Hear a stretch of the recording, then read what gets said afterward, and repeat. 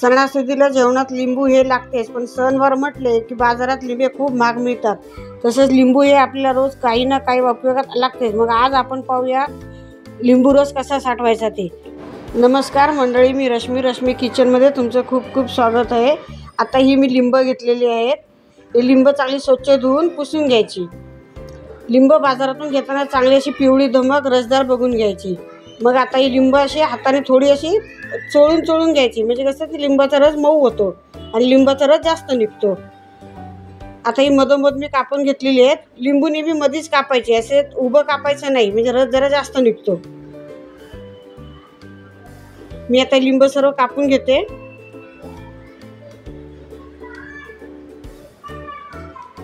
लिंब घेताना बघून घ्यायचं।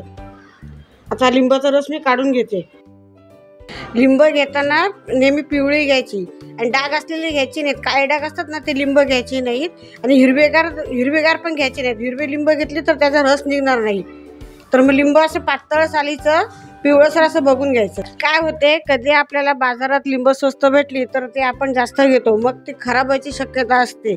मग हे असे क्यूब बनवले तर ते जास्त दिवस टिकतात। आता आम्ही लिंबाचा रस काढून घेतलाय। आता त्याच्यामध्ये 1 चमचा मीठ टाकते। मीठ चांगलं हलवून घेते।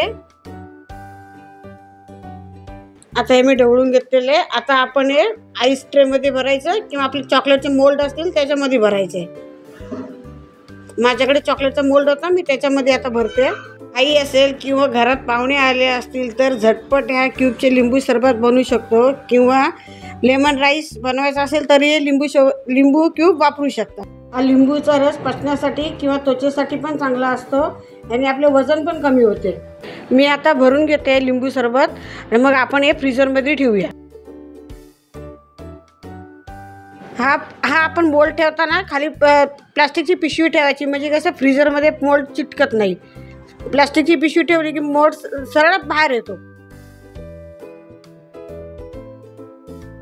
आता मी फ्रीजरमधून हा मोल्ड काढून घेते। हा मी रात्रभर फ्रीजरला ठेवला होता। हे आपले आता क्यूब तयार आहेत। आता आपण एका कंटेनरमध्ये किंवा झिपलॉक पिशवीमध्ये ठेवायचं आणि फ्रीजरमध्येच ठेवायचे। हे क्यूब असे केले ना तर ते जास्त दिवस टिकतात। रस केला तर रस पण राहतो, पण ते असे क्यूब केले की आपल्याला जेव्हा पाहिजे, जेव्हा वापरायचं असेल तेव्हा असे बरे पडतात।